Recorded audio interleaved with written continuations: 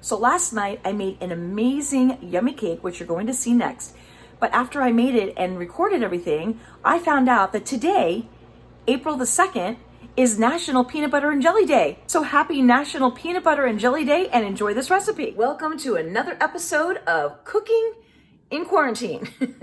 So I'm in the mood for something sweet tonight, and there's ice cream in the freezer, but I'm thinking that the recipe I have might be just a little bit more healthy. So I'm going to try it. It's the peanut butter and jelly mug cake.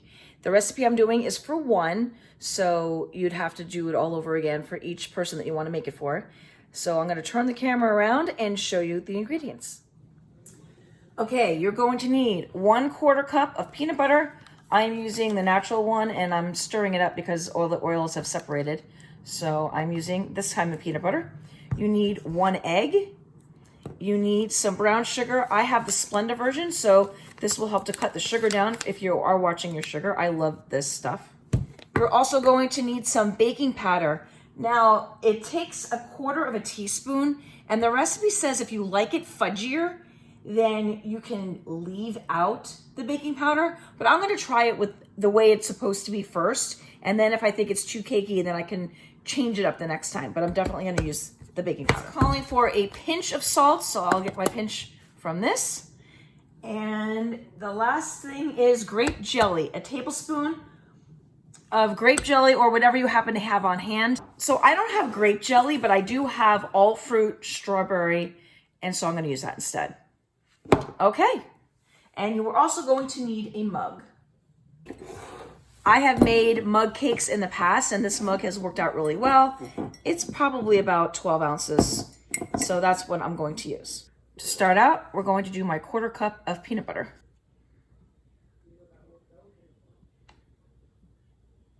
It's a lot of peanut butter. Okay, 1/4 cup. Okay, next up is my tablespoon of brown sugar. And here goes the 1 egg. Here's my 1/4 teaspoon of the baking powder.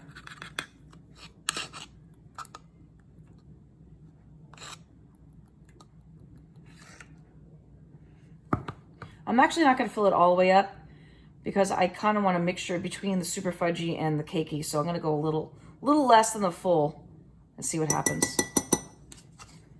And last but not least, a tablespoon of your jelly. In my case, I'm using the all fruit strawberry. Hold on, I messed up. I was supposed to, don't do what I did, plop the jelly in last. I'm just gonna put this aside. It didn't actually get mixed in with anything, so mix everything but the jelly first. It helps if you really read the directions better. All right, so mixing this all together with a whisk until it's smooth. It's getting smooth quickly. All right, it's almost there.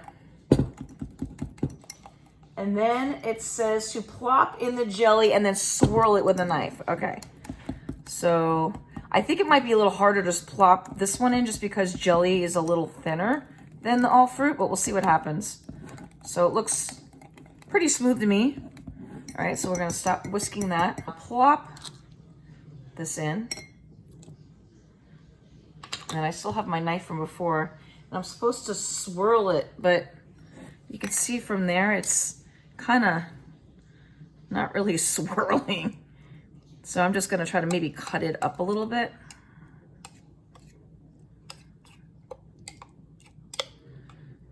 All right, it's sort of swirled in there. You can see that in there. All right, and next up, we put it in the microwave for 45 to 60 seconds, or just until it's set. All right, let's go to the microwave. Okay, this is what it looks like after 45 seconds.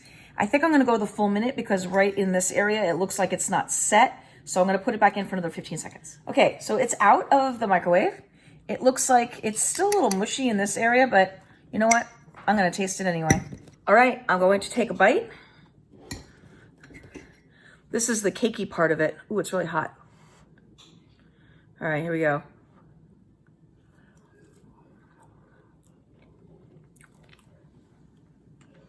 Oh, it's actually really good. This is really, really good. Most mug cakes that I have tried, the chocolate one specifically, it calls for a lot of oil. And I like this one because it doesn't have the oil. However, because it is a natural peanut butter, it already has oil naturally in it. This is really, really good. So, yay. I don't mind it super mushy. I think maybe next time, though, I'm going to try the full minute without breaking it up and see what happens with that. Also, I think maybe a little whipped cream on the top of it.